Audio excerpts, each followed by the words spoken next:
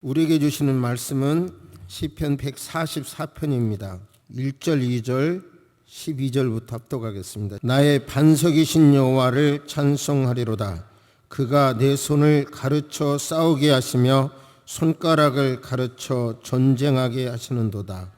여호와는 나의 사랑이시오 나의 요새이시오 나의 산성이시오 나를 건지시는 이시오 나의 방패시니 내가 그에게 피하였고 그가 내 백성을 내게 복종하게 하셨나이다. 우리 아들들은 어리다가 장성한 나무들과 같으며 우리 딸들은 궁정의 양식대로 아름답게 다듬은 모퉁이 똘들과 같으며 우리의 곳간에는 백곡이 가득하며 우리의 양은 들에서 천천과 만만으로 번성하며 우리의 수소는 무겁게 실었으며 또 우리를 침노하는 일이나 우리가 나아가 막는 일이 없으며 우리 거리에는 슬피 부르짖음이 없을진데 이러한 백성은 복이 있나니 여호와를 자기 하나님으로 삼은 백성은 복이 있도다. 하나님께서는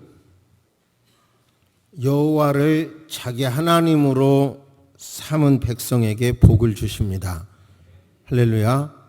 여호와를 자기 하나님으로 삼은 백성에게 복을 주시는 하나님이신 것을 믿으시기를 주의 이름으로 축복합니다. 제가 몇 년 전에 미래가 너무 많이 발전한다, 너무 많이 변화한다, 이 변화하는 세상 속에서 살아남을 수 있는 커다란 방향은 네이버, 다음, 구글처럼 이렇게 남에게 주려고 할 때 살아남을 수 있다. 저부터서도 뭐 네이버나 특별히 구글을 계속 다음을 사용하지만 이메일 같은 경우 얼마나 편리하게 사용해요? 그래도 돈 하나도 안 주고 사용을 하잖아요. 돈 하나도 안 주고 사용하도록 엄청난 것을 투자해 주어요, 그런 회사들이. 그런데도 그런 회사들이 돈을 번단 말이에요. 이상하잖아요. 구글 같은 거가 세계적인 기업이 되잖아요. 공짜로 쓰고 있는데 바로 그런 자세로 살 때 이 변화하는 세상에서 살 수 있을 것이다. 삶의 목표가 그렇게 플랫폼을 놀다 가세요, 공짜로. 그렇게 제공하는 회사가 잘 되듯이 삶의 목표가 살아가는 자세가 바로 그렇게 될 때 살아갈 것이다 라고 몇 년 전에 설교를 한 적이 있는데요. 몇 차례 강조해서. 그런데 지난주에 그 설교한 내용을 책으로 이렇게 딱 이렇게 출판된 책을 발견하고 너무 감동이 돼가지고 제가 수능 학생들을 위해서 기도할 때도 잠깐 소개했고 신방에서도 소개했는데요. 이 에이트라는 책이에요. 인공지능에게 대처되지 않는 나를 만드는 법 8가지 그런 책인데요. 이걸 소개하는 이유는 우리 시대에 이렇게 어려움이 있다. 발전도 우리에게 어려움을 준다. 그럼 어떻게 살아야 되느냐는 설교를 하기 위해서입니다. 주보 1면을 약간 요약을 해놨으니까 한번 보겠습니다. 세계 돈줄을 쥐고 있는 미국의 월스트리트에는 세계에서 가장 뛰어난 인재들이 몰리는데 그 중에 심장이라 불리는 곳이 골드만삭스라고 합니다. 우리도 많이 들어봤잖아요. 2013년 골드만삭스 본사에 인공지능 겟쇼가 입사하여 먹지도 마시지도 쉬지도 퇴근도 잠도 불평도 휴가도 없이 이 시간 내내 24시간 내내 집중력을 발휘하여 업무에 집중합니다. 그 결과 세계적인 수재 600명이 한 달 동안 하던 일을 단 3시간 20분 만에 처리하면서도 몇 배의 투자 실적을 올렸습니다. 회사에서는 결국 미국은 노동법이 우리하고 다르니까요. 598명이 할 일이 없어져 버렸고 그래서 해고합니다. 단 2명만 남겼는데 그 2명도 인공지능 개쇼의 보조를 위해서 남긴 겁니다. 인공지능의 효과에 대하여 빌 게이츠는 인류의 미래 문명은 인공지능이 될 것이다. 내가 만일 다시 학생으로 돌아간다면 다른 무엇보다 인공지능을 공부할 것이다와 스티븐 잡스가 운명할 때까지 심혈을 기울인 것이 인공지능이었다는 것이고 이것에 심혈을 기울이지 않았다면 더 오래 살았을 것이라는 추측도 있습니다. 1차, 2차, 3차 산업혁명으로 새로운 일자리가 폭발적으로 늘었지만 인공지능과 융합으로 대표되는 4차 혁명은 일자리를 대폭 줄이고 있습니다. 저를 보세요. 그러니까 이 인공지능이 이제 그 대학병원 어느 대학병원을 보니까 그동안 아무리 좋은 약사가 처방을 조제를 해도 실수가 있는데 단 실수가 제로라는 거예요. 하나도 없다는 거예요. 그리고 이제 로펌에도 인공지능이 이미 들어가기 시작했고 그리고 가까운 우리나라의 병원에도 인공지능 의사가 수술을 하면 결국은 치료가 아무리 세계적인 명의보다도 더 잘 하고 있다는 겁니다. 그런데 이렇게 이제 인공지능은 이 책에서 10년 안에 우리의 직업을 대폭 바꿀 거라는 거예요. 대폭 바꿀 거라는 거예요. 10년 안에 이렇게 변동된다는 거예요. 그러면서 인공지능에게 빼앗기지 않으려고 하면 인공지능에게 지배당하지 않기 위해서는 이렇게 하라 하는 것이 이제 오늘 설교를 할 수 있는 아주 영감이고요. 그런데 문제는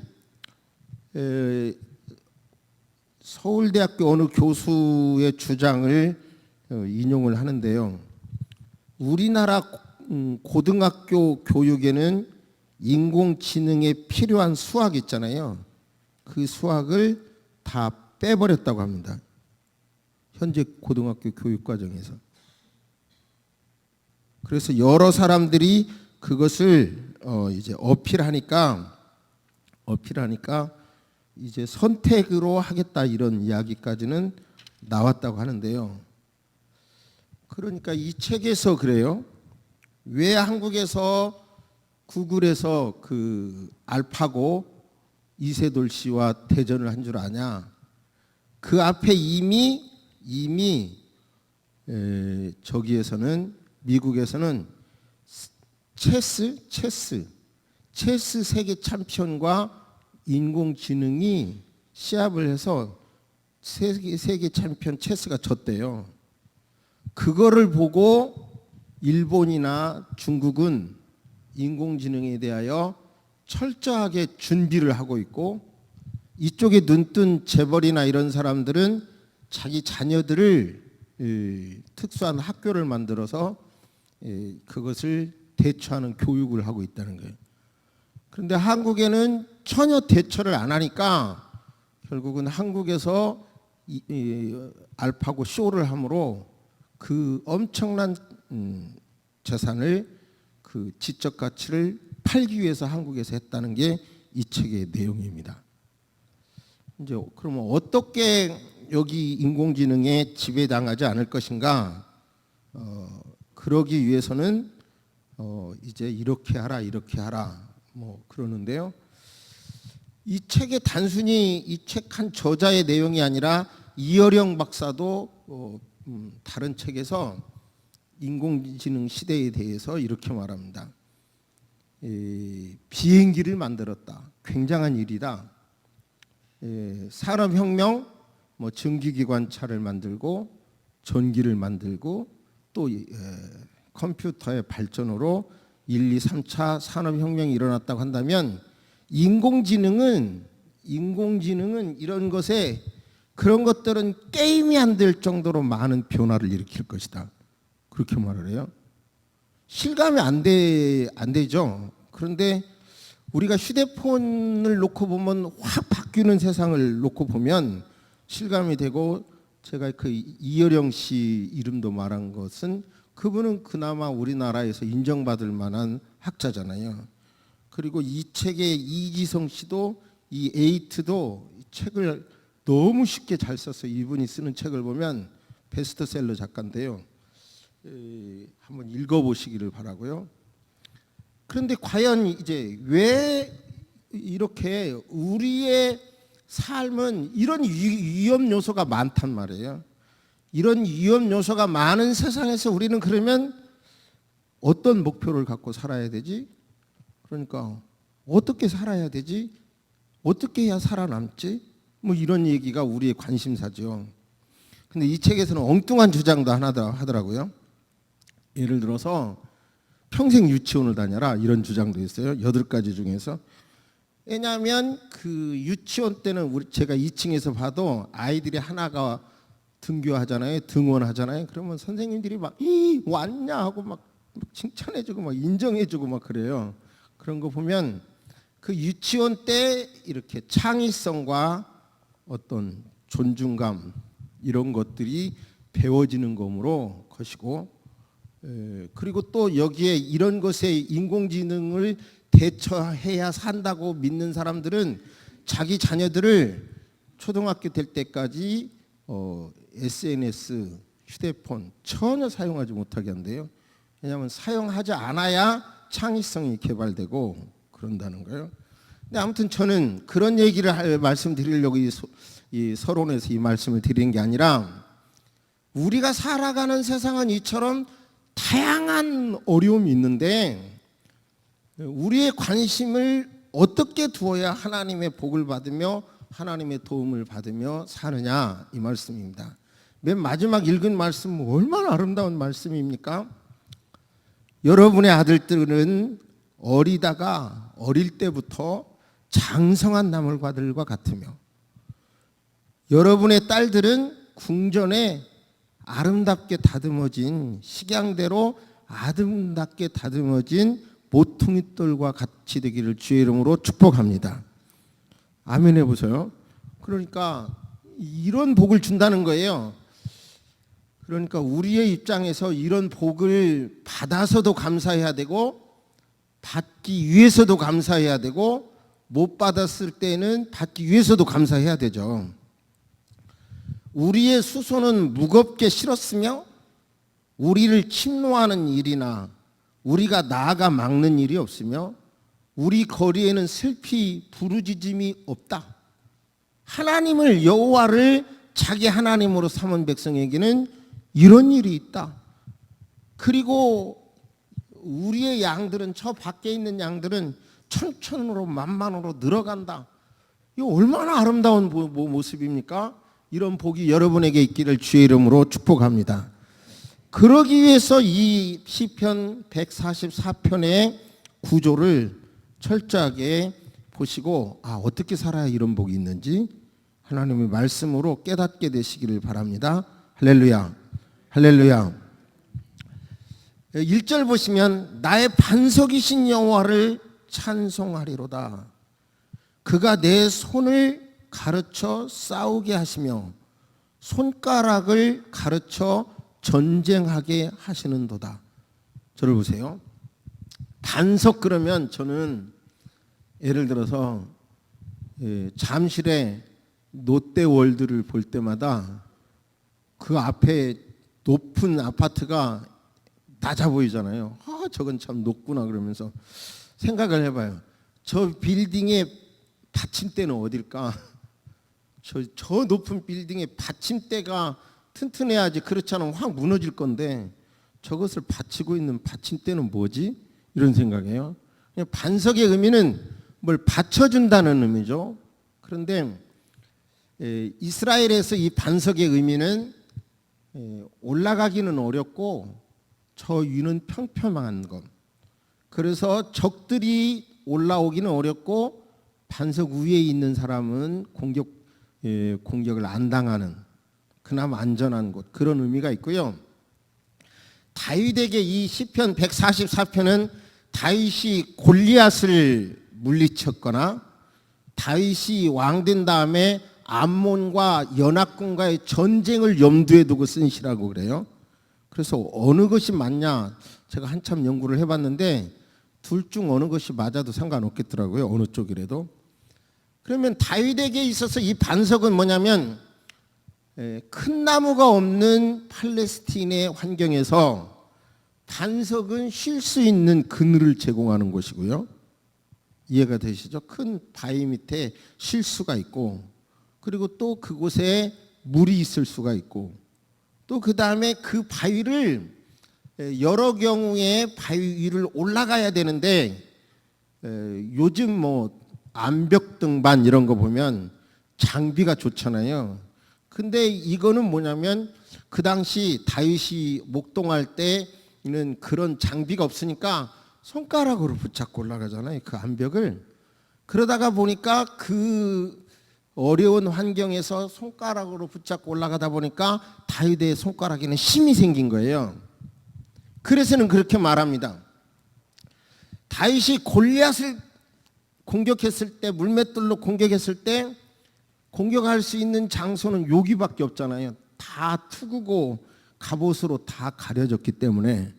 그런데 여기를 탁 맞은 돌이 톡 때리고 튕구로 튕긴 게 아니라 다윗이 던진 돌은 정확하게 이마에 탁 꽂혔어요.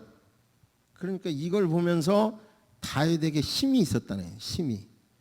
고난스러운 환경에서 손가락 힘을 길러주신 거예요. 바위를 타고 올라가면서 손가락에 힘이 생긴 거예요. 그러니까 결국은 고난의 환경이 다윗 스스로에게 뭐를 줬어요? 유익을 준 거예요. 그걸 깨닫는 겁니다. 그걸 깨닫는 거예요. 그러면서 그 자기를 훈련시킨 하나님에 대하여 이렇게 말합니다. 여호와는 나의 사랑이시오. 하나님은 나의 사랑이십니다.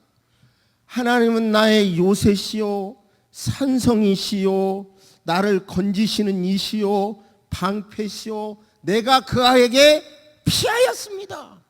하나님에 대한 이미지입니다.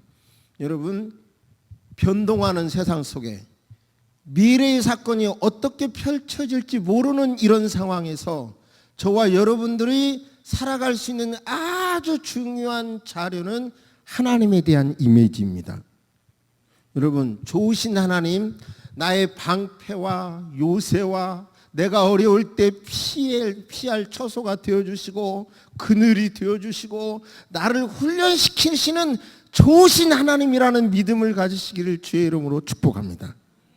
하나님에 대한 이미지가 신앙을 바꿔요. 삶의 태도를 바꿉니다.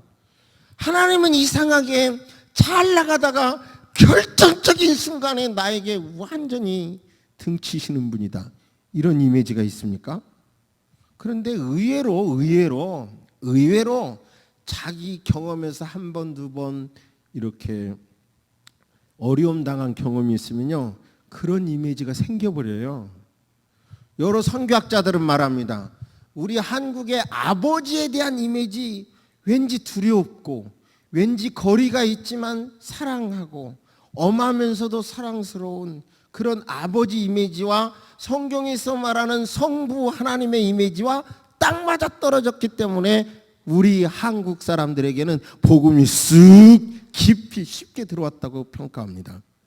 그러므로 여러분요, 불안한 현실 속에서 감사를 유지하며 하나님을 믿으며 살기를 원하신다면 이 순간 하나님에 대한 이미지, 잘못된 이미지를 다 바꾸시고 선하신 목자, 나를 좋은 길로 인도해 주시는 목자, 내가 어려울 때 요새가 되어주시는 목자, 적이 침범하지 못하도록 막아주시는 목자라는 이미지로 무장하시기를 주의 이름으로 축복합니다. 할렐루야.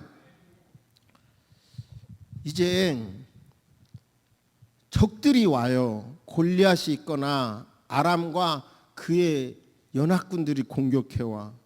아람과 그의 연합군의 공격은 다윗의 입장에서는 상대방 나라에서 국상이 당해서 선한 의도로 보냈는데 모함으로 이상한 그쪽 나라 이상한 이론으로 공격당해서 어려움을 당하는 거예요. 그럴 때 다윗은 이렇게 말합니다. 3절, 여호와여, 사람이 무엇이기에 주께서 그를 알아주시며 인생이 무엇이기에 그를 생각하시나이까? 사람은 헛것 같고 그의 날은 지나가는 그림자 같으니이다. 여호와여, 주의 하늘을 들이우고 강림하시며 산들에 접촉하사 연기를 내게 하소서. 여러분이요, 제가 확실히 알 수 있는 것은 인간이 재주가 많아도 하나님이 도와주셔야 한다는 게, 그거 확실히 알겠더라고요. 제가 아는 목사님 중에서 진짜 재주가 많아요. 이 목사님은 목회도 잘하시지만 중간에 이제 또 그러니까 결국은 또 어려움도 당했는데요.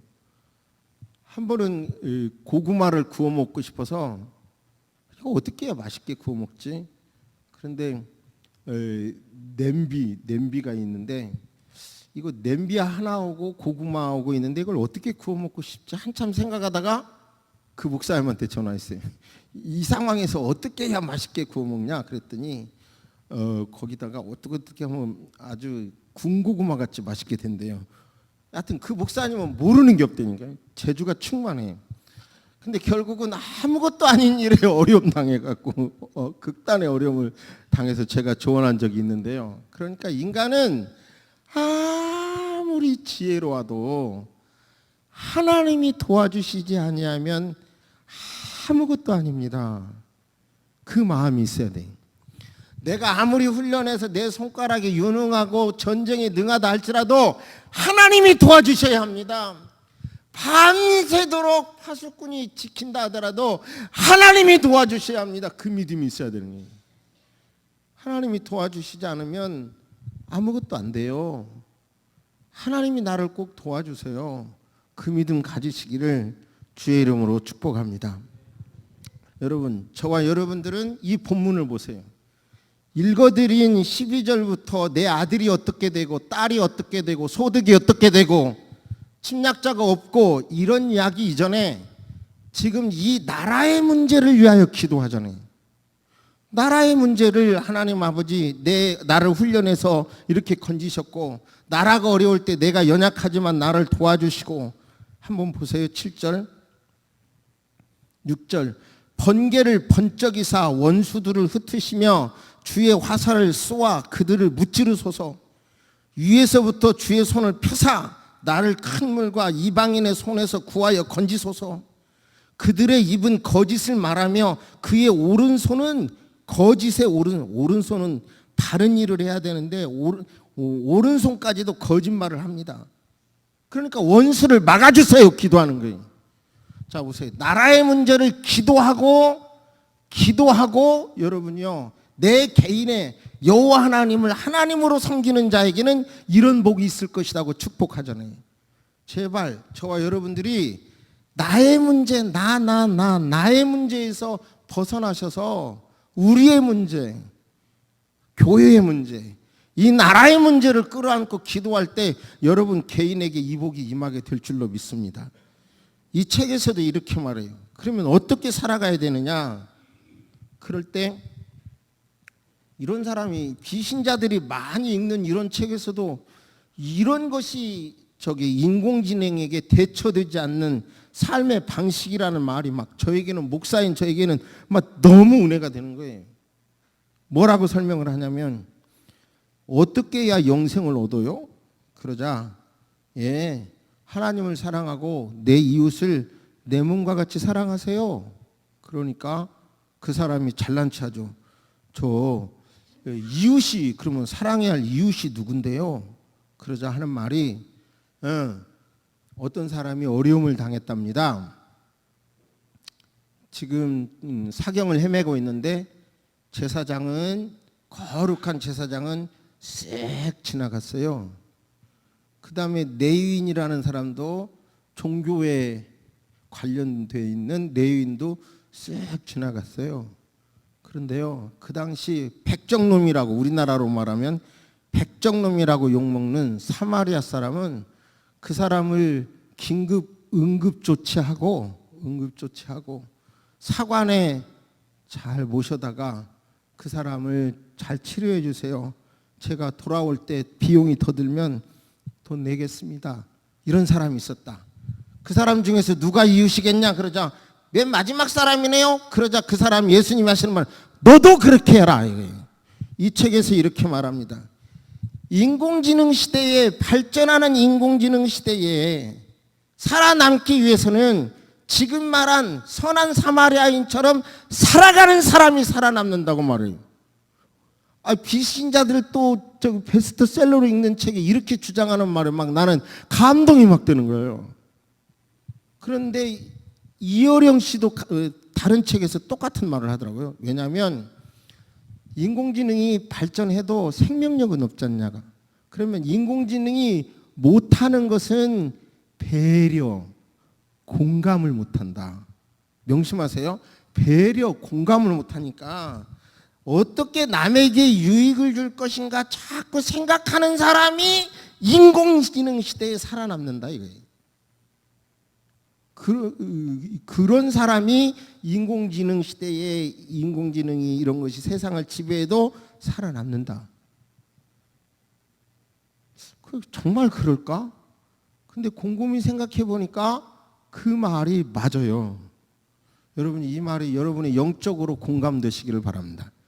내가 복받기를 원한다면 내 나라의 문제를 끌어안고 기도하세요. 한국 교회를 끌어안고 기도하세요. 여러분 주변을 위해서 끌어안고 기도하세요. 이런 말이 안 되길 바라는데요. 어린아이들한테 너의 가족이 누구니? 그러면 우리 아빠, 엄마, 내 동생 이렇게 말한대요.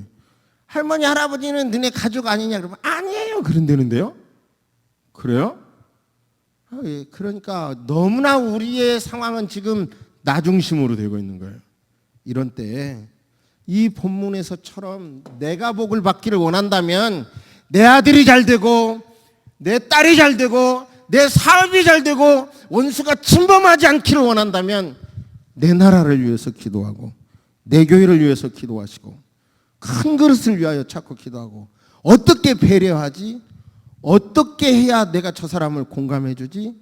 자꾸 이런 생각을 하면서 발전시킬 때 여러분요, 우리에게 은혜가 되고 하나님이 복을 주시고 그렇게 살아가게 될 줄로 믿습니다. 제발 여러분에게 깨달아지는 영감이 있기를 주의 이름으로 축복합니다. 나는 부족합니다. 하나님이 도와주시지 않으면 나는 아무것도 할 수 없습니다. 도와주셔야 합니다. 그렇게 나의 부족함을 정말 처절하게 인정해서 당신이 도와주는 문화가 잘 살고 당신을 숭배하는 문화, 그것이 잘 된다는 것을 깨달아야 되는 게, 한 가지 얘기만 하고 마칩니다. 88 올림픽 했잖아요. 88 올림픽.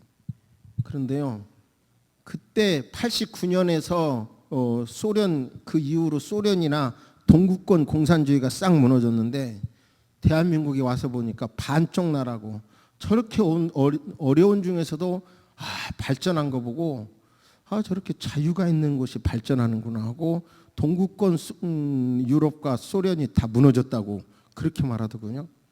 우리가 가진 것이 얼마나 소중한 것인지 깨닫고 여러분요, 참 이 신앙이 정말 신앙대로 사는 것이 행복한 걸 느끼시기를 바랍니다. 지난주에요, 제가 잘 아는 분이 그 엄마가 저쪽 경기도 쪽에서 밭에다가 컨테이너를 놓고 밭농사를 해요. 집은 서울에 있는데 8순 노모인데. 그런데 다른 아들들은 돈 욕심은 많고 뭘 가져갈 거 있으면 막 가져가고 하는데 이 아들은 그냥 엄마가 어려울 때마다 돕고 돈 욕심을 안 부려. 그러니까 이번에 가을 거지를 할 때 거기 가서 그 아들이 도와줬대요. 가을 거지를. 그러니까 엄마가 이건 동화가 아니에요, 사실이에요. 여기 땅을 파보라 그러더래요. 그러니까 땅을 파니까 이만한 비닐팩에 현금 500만 원짜리 보따리가 500만 원 들은 보따리가 나오더래요. 경기도 화성에 있는 사건이에요. 그러니까 그 할머니가 또 여기도 파봐라 그래요. 여기도 보니까 또 500만 원 들은 보따리가 또 나오더래요. 7군데 나오더래요. 7군데. 그래서 3,500만 원 주면서 그래, 네 평생 내가 너를 보니 다른 아들은 욕심만 많고 큰 며느리도 욕심만 많은데 너는 나를 진짜 사랑한다. 그래서 내가 절대 형에게 말하지 말고 내가 너에게 주는 거 유형에 쓰라고 그러더래요. 하나님과 부모는 자식의 이렇게 부모를 공경하고 하는 것은 다 알아주시니까 잠시 힘들더라도 하나님이 원하시는 일에 여러분 생각을 내려놓으시고 기도하시고 충성하시기를 주의 이름으로 축복합니다. 그래야 할 때 감사가 넘치게 될 줄로 믿습니다. 할렐루야. 묵상하십니다. 주님, 많은 것을 주변 사람에게 나눠주고 하나님께서 원하시는 삶의 목표를 위하여 그런 방법으로 살아가기로 작정하는 새소망 식구들 되게 하여 주옵소서. 감사하게 하시되 받아서 받은 것 진실로 감사하게 하시고 이루어지지 않은 것은 이루어질 줄로 믿고 감사하게 하시고 해결이 안 되는 것에 대하여 훈련시키시는 하나님을 바라보며 감사하는 저희들 되게 하여 주옵소서. 새소망 식구들 그리고 저의 자녀들을 이 급변하는 세상에서 영적 지도자들로 삼아 주시옵소서.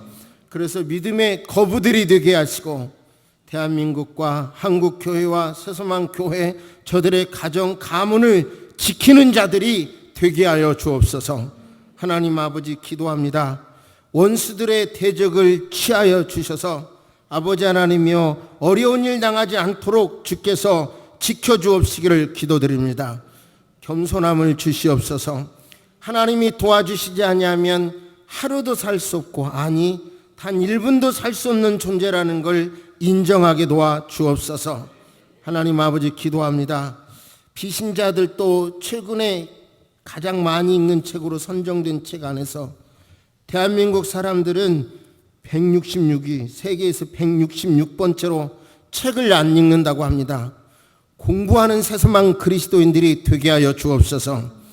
우리 한국 사람들이 책을 안 읽고 학교를 졸업하면 공부하지 않는다는 이런 누명에서 벗어나기 위하여 새소망 성도들은 아버지 하나님 다양한 독서를 하면서 성경을 깊이 묵상하는 성도들이 되게 하여 주옵소서.